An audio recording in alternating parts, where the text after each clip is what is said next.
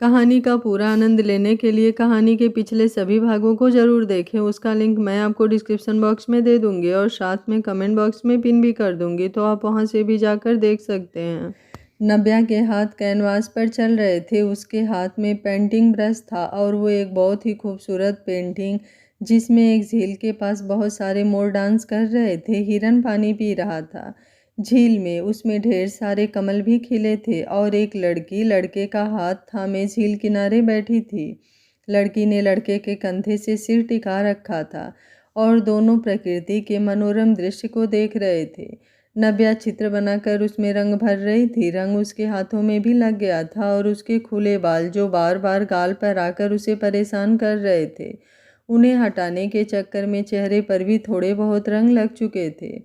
It's really amazing, आवाज़ आई, जो सुनकर वो पलटी तो पीछे अपने पैंट को पॉकेट में हाथ डाले नमन खड़ा था। नेवी ब्लू शर्ट और फॉर्मल वाइट पैंट में वो अब आगे बढ़कर उसके पास आया तो उसकी धड़कनें बढ़ने लगी। वो थोड़ा साइड हट गई, बिना कुछ बोले। बहुत ही बेहतरीन बनाया है, हर एक बारीकी को ध्यान में रखकर वो उसको पेंटिंग को ध्यान से देखते हुए बोला। थैंक यू, वो पास रखे कपड़े से अपना हाथ साफ करते हुए बोली। नमन अब उसकी ओर पलटा तो नव्या का चेहरा देखते ही उसे हंसी आ गई, क्योंकि उसके चेहरे पर रंग लगा था। हाँ, हंस क्यों रहे हैं आप, वो भी मुझे देखकर, वो चिढ़ते हुए बोली। तो नमन ने हंसते हुए ही उसके कंधे से पकड़कर आईने के सामने कर दिया। एकदम बंदरिया लग रही हो, वो बोला। तो नव्या खा जाने वाली नज़रों से उसकी ओर पलटी। नमन हंसते हुए बाहर निकल गया। जब तक वो कुछ कहती या करती, इस राक्षस को तो मैं छोड़ूंगी नहीं, आज बदला लेकर रहूंगी इस जल्लाद से, वो झुझलाते हुए चिल्लाकर बोली और वॉशरूम में चली गई अपना चेहरा साफ करने। नमन संजू उसे देख खुश होते हुए बोली। वो अभी रूम से बाहर आए तो वो लिविंग एरिया में गायत्री जी और मिस्टर मेहरा के पास बैठा था। नमन ने संजू को देखा तो खुश होते हुए जाकर उसे हक कर लिया। कैसी हैं आप, और ये मेरा भांजा भांजी, इसके क्या हाल हैं? वो उससे अलग होकर मुस्कुराते हुए बोला। हम बहुत अच्छे हैं, तू कैसा है? संजू भावुक हो उसके गाल पर हाथ रखकर बोली। ठीक है, इतना क्यों इमोशनल हो रही हो? आपको साथ लेकर चलूँगा, मम्मा ने कहा है बहुत दिन से घर पर रुकी नहीं ना, इसलिए वो भी आपके साथ समय बिताना चाहती हैं। संजू ने धीरे से कहा। आओ बेटा बैठो यहाँ, गायत्री जी ने कहा तो सिर हिलाकर आकर सोफे पर बैठ गई। मैं तेरे लिए चाय पानी लाती हूँ, थक गया होगा ना, अभी ऑफिस से आ रहा है सीधा, संजू ने कहा। आप बैठो, मैंने चाय पी है, आंटी जी लाई थी, वो संजू का हाथ पकड़ते हुए बोला। क्या बातें हो रही है, मुझे तो कोई याद ही नहीं करता, आरव ने अंदर आते हुए कहा तो नमन मुस्कुराते हुए उसकी ओर बढ़ा। उसके पैर छूने की आरव ने उसे गले से लगा लिया। बस यार, पैर मत छुआ करो, अब तुम भी मेरे जीजू हो, उसने कहा तो सब हंस पड़े। क्या जीजू, आप भी? पहले से तो आप ही हैं ना, वो बोला तो आरव मुस्कुरा दिया। अच्छा बैठो सबके पास, मैं आया थोड़ी देर में चेंज करके, उसने संजू को आंखों से ही कुछ इशारा किया और अपने रूम की ओर बढ़ गया। संजू 2 मिनट बाद उठते हुए बोली, मैं अभी आई। नव्या भी अब आ गई, वो अपने डैड के पास बैठ गई। गायत्री जी बोली, मैं खाने का देख कर आती हूँ। मिस्टर मेहरा बोले, नमन, नव्या, बच्चों, मुझे तुम दोनों को कुछ देना है और उम्मीद है मना नहीं करोगे, मेरी बात मानोगे। उनकी बात सुन दोनों चौंक कर उन्हें देखने लगते हैं। वो एक पेपर नमन की ओर बढ़ाते हुए बोले, ये तुम दोनों की शादी का एक छोटा सा तोहफा। नमन ने वो पढ़ा, उसके चेहरे के भाव बदल गए। जो देख नव्या ने उसके हाथ से वो पेपर ले लिया और पढ़ने लगी तो मिस्टर मेहरा बोले, तुम्हारे नाम पर एक फ्लैट लिया है और नव्या के हिस्से के प्रॉपर्टी पेपर्स हैं, अब तुम्हारी ही तो है ये सब, और नव्या का सपना था आर्ट गैलरी खोलने का, तो उसके लिए जगह देखी है मैंने। नमन सीरियस होते हुए बोला, I am sorry uncle, but मैं ये सब नहीं ले सकता, मेरे पास जो है उसमें मैं बहुत खुश हूँ। आपकी बेटी को आप जो चाहे वो दे सकते हैं, उसे शायद हमारे छोटे घर में एडजस्ट होने में दिक्कत हो रही हो, लेकिन मुझे आदत है, वो नव्या को घूरता हुआ बोला। अगेन सॉरी, आपको बुरा लगा हो तो। बेटा, ये सब तुम्हारे भले के लिए है, उन्होंने कहना चाहा कि नमन बीच में बोल पड़ा। नो, आपने इतना सोचा उसके लिए थैंक यू, लेकिन मुझे नहीं चाहिए, मैं अपने बलबूते पर अपनी मेहनत से ये सब हासिल कर सकता हूँ और वो दिन भी जल्द आएगा। नमन उठकर बाहर गार्डन में चला गया। उसे बहुत बुरा लग रहा था कि उन्होंने अपने बड़े होने का और उसके मिडिल क्लास होने पर ये सब उसके नाम करना चाहा। नमन, आई एम सॉरी, डाइट का वो मतलब नहीं था, मैंने ही बोला था उनसे। आरव ने उसके पास आते हुए उसके कंधे पर हाथ रख कर कहा, क्यों, आपको क्या लगता है आपकी बहन को कमी रखी है किसी चीज़ की? नमन ने कुछ गुस्से से कहा तो आरव हैरान सा उसे देखने लगा, क्योंकि नमन ने कभी उससे ऐसे बात नहीं की थी। मैंने ऐसा नहीं कहा, और बता, आज से पहले जब नव्या नहीं थी तेरे साथ तो कभी तेरे या उस फैमिली के बारे में नहीं सोचा क्या मैंने? आरव ने कुछ सख्ती से कहा तो नमन उसकी आंखों में देखता हुआ ही कुछ बोलने को हुआ कि उन्हें संजू की आवाज़ सुनाई दी।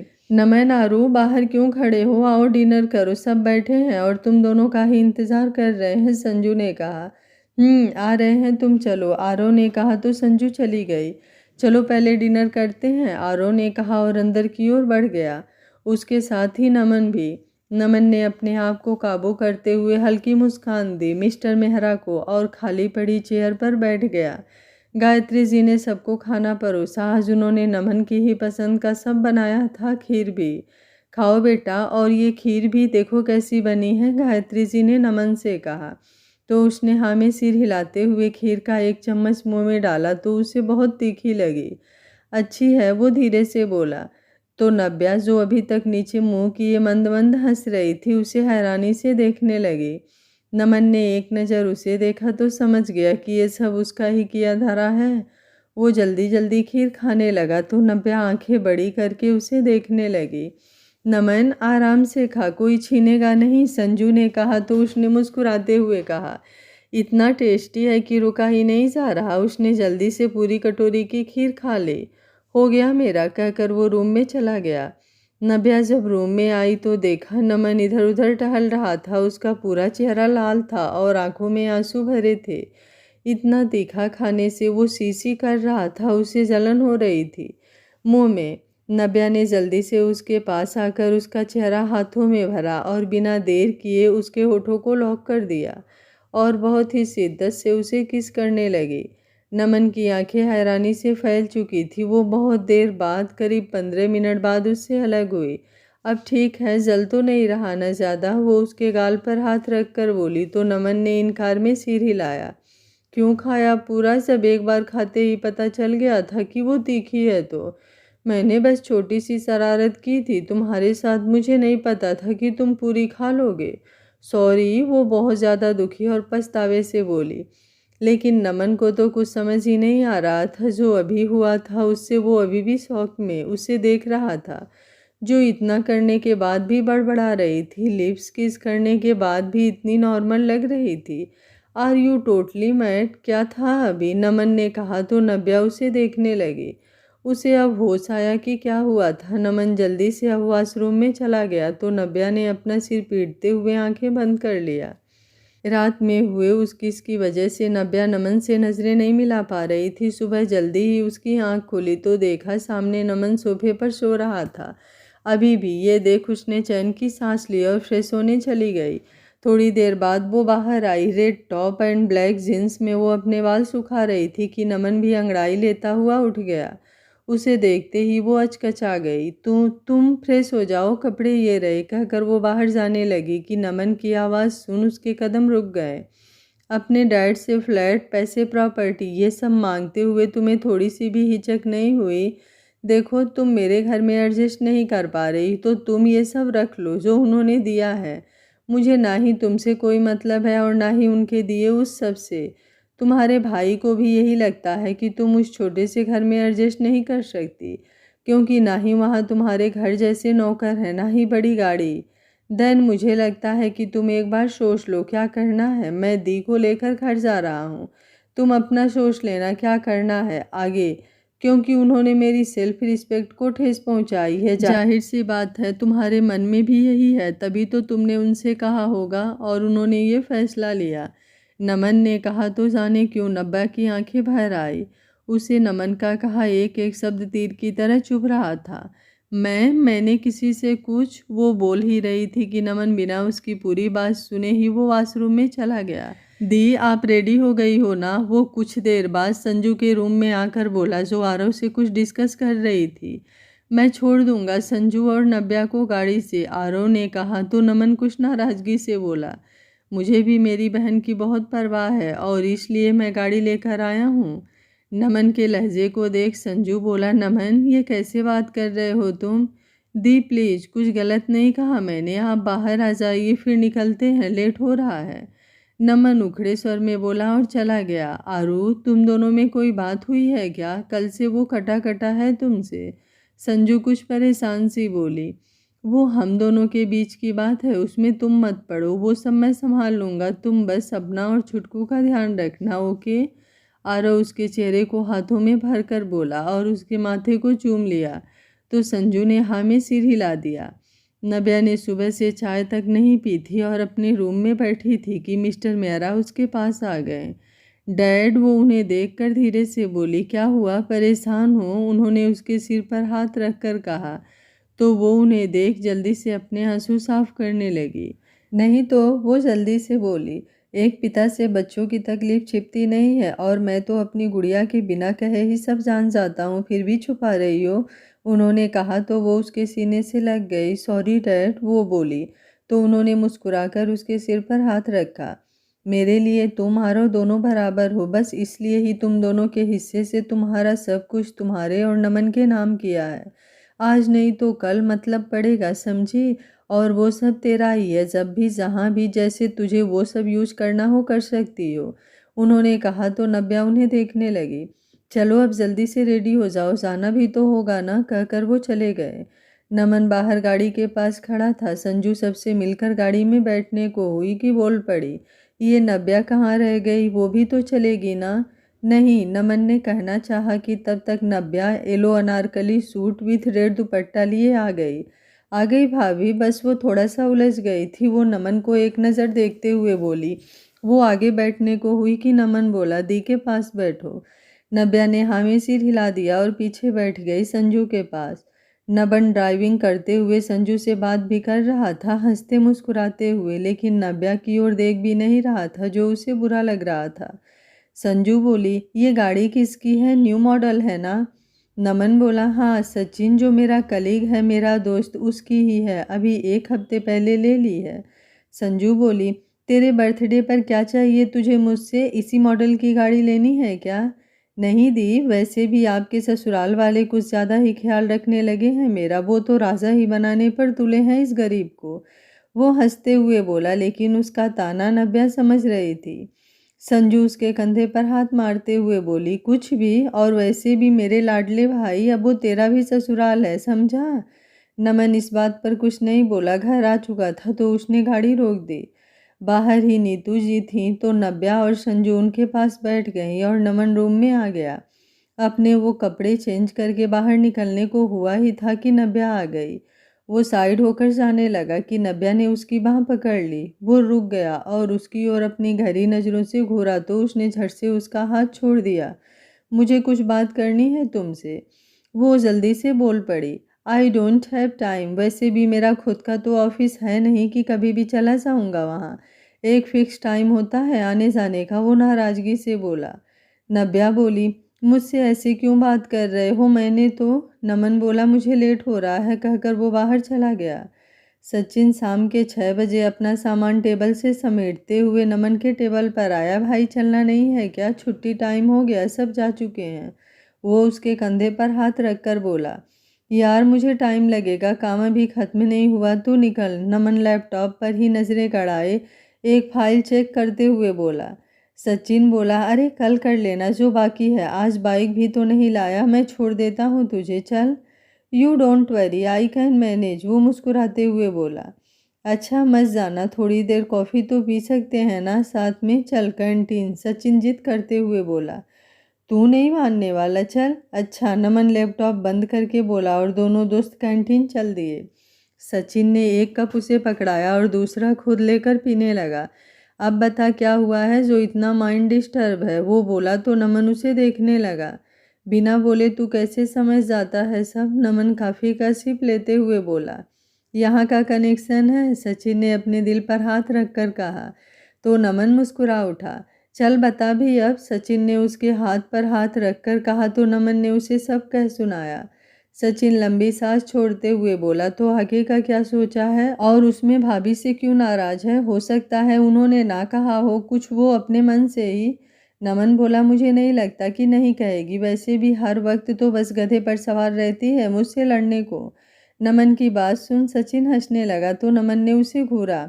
सॉरी सॉरी, पर लगता है भाभी का असर शुरू हो गया, तेरे शब्द काफ़ी अच्छे निकलते हैं, सचिन ने कहा तो नमन ने झेपते हुए कहा, कुछ भी मत बोल, ओवर टाइम करूँगा। वो बोला तो सचिन आंखें फाड़े उसे देखते हुए बोला, दिमाग सही है, यहाँ ऐसे सुबह से शाम तक बिल्कुल एनर्जी नहीं बचती और तू ओवर टाइम करेगा, पागल मत बन। तूने पूछा, मैंने बताया, बस अब बात खत्म, मैं चलता हूँ काम करने, तू भी घर के लिए निकल, नमन ने उठते हुए कहा। रात के 11 बजे वो घर आया तो सब सो चुके थे। वो सीधे किचन में आया। वॉश बेसिन में हाथ मुंह धुलने के बाद खाना गर्म करके प्लेट में निकाल कर वो रूम में आया तो लाइट्स ऑन थे और नव्या बेड पर सो रही थी। उसके मुंह पर एक बुक रखी थी, शायद पढ़ते पढ़ते सो गई थी। नमन ने उसे देखकर भी अनदेखा किया और टेबल पर खाना रखकर एक चेयर पास खींचते हुए उस पर बैठ अपना डिनर खत्म किया। अपनी प्लेट धुल कर किचन में रखने के बाद वो दोनों दोबारा फिर चेंज करके बेड की ओर बढ़ गए। धीरे से उसके मुंह से किताब हटाकर एक ओर रख दी और झुककर उसके ऊपर ब्लैंकेट डालने लगा कि उसने हल्की सी आँख खोली, नींद से भरी हुई। तुम आ गए, क्या बात है, सामने से गुस्सा दिखाते हो और चुपके से इतनी केयर, वो बोली तो नमन की नज़रें उसके चेहरे पर टिक गई। दोनों का चेहरा बहुत पास था जिससे वो असहज हो हटने लगा कि नव्या ने जल्दी से उसके शर्ट की कॉलर पकड़ अपने करीब कर लिया। देखो तुम्हारा ना बहुत ज़्यादा हो रहा है, ये इतना एटीट्यूड किस बात का दिखा रहे हो? ये जल्लाद वाला रूप ज़्यादा विकराल होता जा रहा है जो मुझे बिल्कुल भी पसंद नहीं आ रहा। वो उसकी आंखों में देखते हुए ही बोली, तुम्हें रात भर जगराता करना है, करो आराम से, लेकिन मुझे नहीं करना, 12 बज रहे हैं और मुझे नींद आ रही है। नमन उसका हाथ अपनी टी शर्ट पर से हटाते हुए बोला। अपना बिस्तर वो नीचे लगाने लगा तो वो उठकर बेड से टेक लेकर बैठ गई और उसे देखने लगी। देखो, राक्षस जल्लाद वाला रूप फिर भी ठीक है, लेकिन ये साइलेंट मोड, ये ना बहुत ज़्यादा इरिटेटिंग है। अगर कुछ बात है तो बोल दो। वो उसे देखते हुए फिर से बोली। नमन कुछ नहीं बोला और लेटकर आंखें बंद कर ली। क्यों आई हो यहाँ? वो अपनी बंद आंखों पर हाथ रखते हुए बोला। तो नव्या चौंक कर उसे देखने लगी। क्या मतलब क्यों आई हूँ? मेरा ससुराल है ये, नव्या ने जल्दी से कहा। रियली, जिसकी तुमने ज़रा भी इज्जत नहीं की। मैंने क्या कहा था कि मैं तुम्हारे भाई और डैड का दिया कुछ नहीं लेने वाला, तो क्यों? नमन रूखे स्वर में बोला। नमन, कसम से यार, मैंने उनसे कुछ नहीं कहा था, ना ही कुछ मांगा था। मुझे इस बात से कोई फ़र्क नहीं पड़ता कि यहाँ क्या है क्या नहीं है। आई कैन नॉट बिलीव कि तुम मेरे बारे में ये सब भी सोच सकते हो। महीनों से साथ हैं, फिर भी तुम्हें इतना भी समझ नहीं आया? इतने दिनों में कभी तुमसे ऐसा कुछ कहा क्या मैंने जो तुम इतना दिल पर लगा रहे हो? मानती हूँ तुम्हारे प्रति मेरा बिहेवियर अच्छा नहीं है, फिर भी जो भी है तुम मेरे हस्बैंड हो और मैं इतना समझती हूँ कि इस रिश्ते और तुम्हारा मान सम्मान सबके सामने मुझे करना होगा।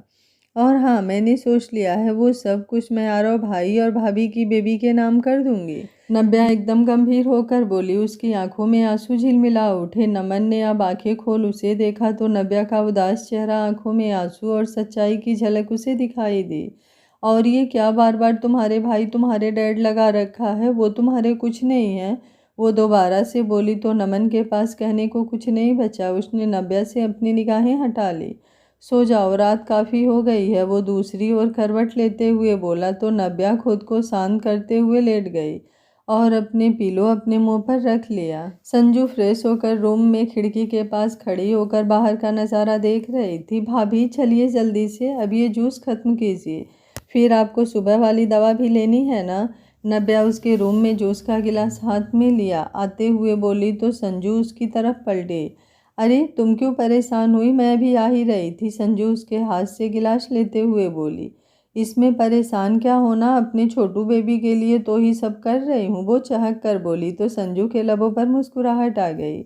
बहुत प्यारी हो तुम, ईश्वर तुम्हें हर खुशी दे और तुम भी जल्दी मुझे बुआ बनाओ, संजू ने कहा तो नव्या के गाल टमाटर से लाल हो गए। वो ब्लश करने लगी। भाभी, उसने सिर नीचे किए हुए कहा तो संजू ने हंसकर उसे गले लगा लिया। वाह जी, तेरा चेहरा तो बड़ा ब्लश कर रहा है, संजू उसका चेहरा ऊपर करते हुए बोली। आप ना मुझे हमेशा छेड़ती रहती हो, वो कुछ शर्माते हुए बोली। अब मेरी इकलौती ननद के साथ भाभी भी बन गई हो तो मैं क्यों पीछे रहूं, संजू ने जूस पीते हुए कहा। नमन, जो संजू को देखने आया था, उन दोनों को हंसते मुस्कुराते देख दरवाजे पर ही खड़ा हो गया था। अच्छा निधि, बहुत दिन से यही बात दिमाग में चल रही है तो सोचा तुझे पूछूं। नमन और तुम साथ में खुश तो हो ना बेटा? बच्चे, ये ज़िंदगी भर की बात है तो प्लीज़ अपनी भाभी से तो कुछ मत छिपाया कर। तुम दोनों को देखकर कुछ कुछ तो समझ आता है मुझे, लेकिन मैं तुम्हारे मुँह से सुनना चाहती हूँ सब सच। सच सच बताओ मुझे, क्योंकि तुम दोनों की ही खुशियाँ मेरे लिए बहुत मायने रखती हैं। बताओ ना बच्चा। संजू अपनी दवा लेने के बाद नव्या का हाथ पकड़कर बोली। नमन भी नव्या का जवाब बेसब्री से सुनना चाहता था। मैं बहुत खुश हूँ, आप ज़्यादा मत सोचिए भाभी, मम्मा कितनी अच्छी हैं यहाँ, और वो भी उतना बुरा नहीं है, बस थोड़ा गुस्से वाला है, धीरे धीरे सब मैनेज हो जाएगा। आपको थोड़ा बहुत तो भरोसा है ही ना मुझ पर, नव्या बोली तो संजू ने हाँ में सिर हिला दिया। नव्या थोड़ी देर तक बात करने के बाद बाहर निकली तो नमन ने उसका हाथ पकड़ लिया और अपने रूम में लाकर ही छोड़ा। अब क्या किया मैंने, मुझे यहाँ क्यों लाए हो, वो नाराज़गी से बोली। थैंक यू कहकर उसने प्यार से उसे हग कर लिया। नव्या हैरान सी खड़ी थी, उसके हाथ हवा में ही थे। होल्ड मी, वो उसको सीने से लगाए ही आंखें बंद किए हुए बोला।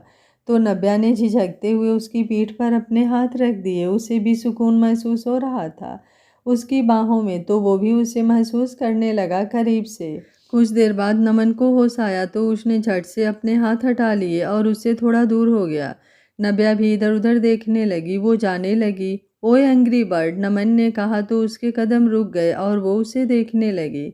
यूं प्यार से मेरी तरफ ना देखो, प्यार हो जाएगा। वो अपनी बड़ी बड़ी आंखों को और बड़ा करके उसे देखने लगी। वही नमन ये लाइंस गुनगुना रहा था तो वो उसके ऊपर कुशन फेंकते हुए बोली। प्यार, वो भी तुमसे? इतना भी घटिया चॉइस नहीं है मेरी, तभी मौका मिलते ही ताड़ने लगती हो, नमन ने एक भाव उचकाते हुए कहा। कुत्ते, जल्लाद, राक्षस, तुम्हें तो मैं अभी बताती हूँ, वो पानी का जग उठाते हुए बोली। अरे नहीं, क्या कर रही हो, उसे रखो, नमन जल्दी से दूसरी तरफ भागते हुए बोला। बच के तो दिखाओ, वो चिल्लाई। वहीं नमन भागते हुए रूम से बाहर निकल गया। नव्या भी उसके पीछे पीछे भाग रही थी। वो लिविंग एरिया में आ चुका था भागते हुए। मम्मा देखो, ये पागल हो गई है, नमन नीतू जी के पास आते हुए बोला। मम्मा, आपका ये बेटा ये हमेशा मुझे परेशान करता है, आपको पता है रात में भी सोने नहीं देता, बस मुझे तंग करता है, वो बोली। तो नीतू जी सिर नीचे करके हंसने लगी। वहीं नीतू जी और संजू जो किचन में खड़ी थी उसे हंसते देख नमन ने गुस्से से नव्या को देखा। ये पागल आज तो मुंह दिखाने लायक नहीं छोड़ेगी, वो मन में बोला। शट अप, वो उसे घूरते हुए बोला। क्या शट अप, सारी हरकतें आज बता कर ही रहूंगी मम्मा को। कल कल रात में तुमने जो, नमन ने आगे बढ़कर झट से उसे बाहों में उठा लिया तो वो अपनी आंखें बड़ी कर उसे देखने लगी। उतारो मुझे, वो उसके कंधे पर मारते हुए बोली। चुप, वरना मुंह अच्छे से बंद कर दूंगा, अभी सबके सामने किस करके, वो उसे रूम की ओर ले जाते हुए बोला। तो नव्या की धड़कनें बढ़ गई और उसके काल भट्ठी की तरह तपने लगे। ये सुनकर उसे रूम में उतारते हुए वो कंधों से पकड़कर बोला। मेरी माँ, बोलने से पहले कुछ तो सोच लिया कर, सब क्या सोच रहे होंगे मेरे बारे में।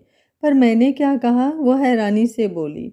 मैं तुम्हें सोने नहीं देता, परेशान करता हूँ, इसका क्या मतलब निकाला होगा उन्होंने, पता भी है तुम्हें, वो झुझलाकर बोला। तो नव्या ने अपने दांतों तले जीभ दबा ली।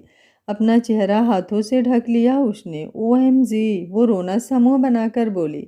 दिमाग कभी लगा लिया करो, सॉरी, वो लगेगा कहाँ से, हो तो ना, वो तो है ही नहीं, नमन बोला। व्हाट डू यू मीन, मैं पागल हूँ, दिमाग नहीं है मुझ में, वो उसके सीने पर मारते हुए बोली। तो वो हंसते हुए बोला। चलो तुमने माना तो, कुत्ता, वो उसे मारते हुए बोली। सॉरी, वो उसके दोनों हाथों को पकड़ते हुए गंभीर होकर बोला। पागल कहा इसलिए, वो उसे देखते हुए बोली। नहीं, कल के लिए, वो उसकी गहरी आंखों में देखकर बोला। तो नव्या के चेहरे पर उदासी झलक आई, जो थोड़ी देर पहले खुशी से हंसते हुए चमक रही थी। नव्या, आई एक्सट्रीमली सॉरी, मुझे ऐसे बात नहीं करनी चाहिए थी तुमसे, वो तुम्हारी फैमिली है, तुम्हें जो चाहे दे सकती है, उनका अधिकार है, लेकिन मैं वो नहीं लूँगा क्योंकि ये मेरे गुरूर के खिलाफ है। वो अभी भी उसके हाथों को पकड़े हुए ही बोला, आर्ट गैलरी को छोड़कर मैंने सब भाभी के बेबी के नाम कर दिया है। लॉयर से बात आज सुबह ही हुई है। आर्ट गैलरी के लिए मना नहीं कर पाई क्योंकि डैड, वो उसके मुंह पर उंगली रखते हुए बोला, चुप, वो सब तुम्हारा है, तुम रख सकती हो, बस मुझे नहीं चाहिए। और अंकल ने कुछ सोच कर ही दिया होगा तुम्हें। नमन बोला, हाँ, पर मुझे कभी चाहिए ही नहीं था ना। और वैसे भी तुम मेरे हस्बैंड हो, जो तुम्हें सही नहीं लगता वो लेकर क्या फ़ायदा। आई नो कि तुम इतनी मेहनत कर रहे हो, बहुत जल्द मेरे पास सब हो जाएगा जो तुम ला कर दोगे, वो बोली तो नमन की आंखें झिलमिला गई। ये क्या हुआ, वो उसके गाल पर हाथ रख कर बोली। थैंक यू, मुझे समझने के लिए, मुझ पर इतना भरोसा दिखाने के लिए। मैं पूरी कोशिश करूँगा और मेहनत करूँगा। मैं अपने बलबूते पर सब चाहता हूँ, किसी का कुछ भी नहीं चाहिए। और तुम इसमें मेरे साथ हो ये जानकर बहुत अच्छा लग रहा है। दी का ख्याल रखती हो, मम्मा का भी, सबके लिए थैंक यू।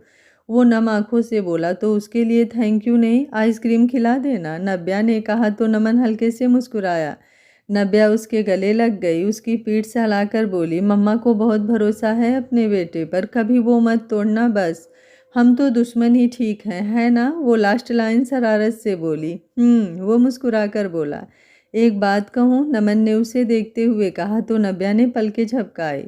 नमन बोला, रोया मत करो कभी, मेरी वजह से तुम्हारी आंखों में मैंने आंसू देखे हैं, उससे पहले कभी नहीं। मुझे बुरा लगता है जब तुम्हारी आंखों में मेरी वजह से आंसू। समझ गई, वो हल्के से हंसते हुए बोली।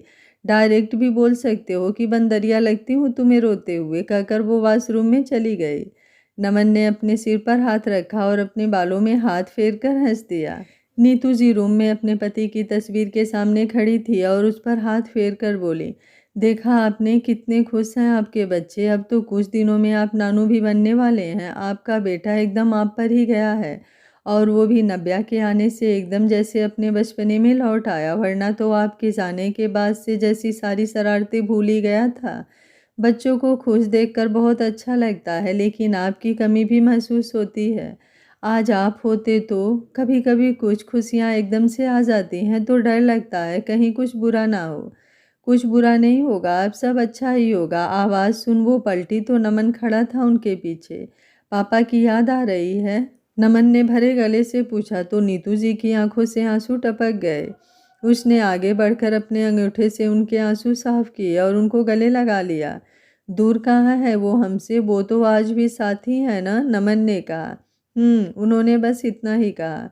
मम्मा इधर बैठिए, वो उन्हें बेड पर बैठाते हुए बोला और खुद नीचे बैठ उनकी गोद में सिर रख लिया तो वो उसके बालों में हाथ फेरने लगी। वो आपको कुछ कहना था ना, शाम को तो देर हो जाती है, तो बोलिए क्या बात है। नमन उनके हाथों को अपने हाथों में भरकर बोला। नमन, वो संजू, उसका बच्चा आने वाला है तो मैं उसकी गोद भराई कराने का सोच रही थी। ज़्यादा गेस्ट नहीं, बस खास खास, वरना ज़्यादा खर्च। पैसों की चिंता मत कीजिए, मुझे तो पता नहीं क्या होता है, आप लिस्ट बना देना, नव्या के साथ मिलकर सब बहुत धूमधाम से करेंगे। और आप सबको इनवाइट करना, जितना भी, जो भी आपका मन हो। वो मुस्कुराकर बोला। उसने अपने वॉलेट से कार्ड उन्हें देते हुए कहा, बाकी के पैसे तो हैं ही घर में, और जो कम पड़े वो इसमें से ले लेना।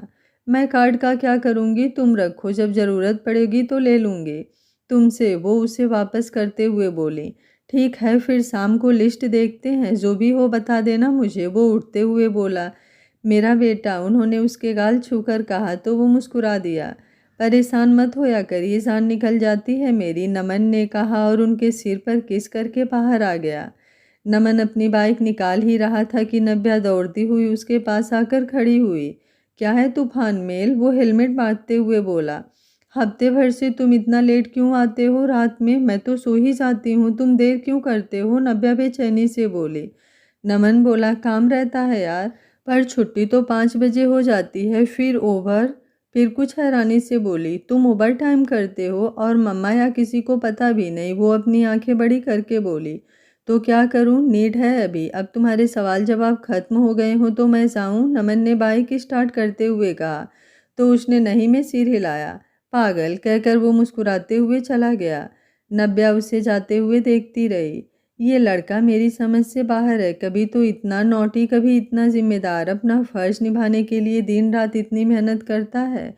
गॉड प्लीज कुछ चमत्कार कीजिए ना कि सारी प्रॉब्लम्स दूर हो जाए। मुझे अच्छा नहीं लगता कि ये इतना काम करता है, और तो और सुबह भी बाद थोड़ा सा खाकर निकल जाता है, और रात में तो पता नहीं क्या करता है। प्लीज इसकी मेहनत का फल दे दीजिए आप। वो अपना हाथ जोड़कर मन ही मन बोली। आगे क्या होगा इस कहानी में जानने के लिए देखते रहिए कहानी का अगला भाग। अगर आपको कहानी अच्छी लग रही है तो वीडियो को लाइक, शेयर एंड चैनल को सब्सक्राइब कर लीजिएगा। Thank you for watching. मिलते हैं कहानी के अगले भाग में।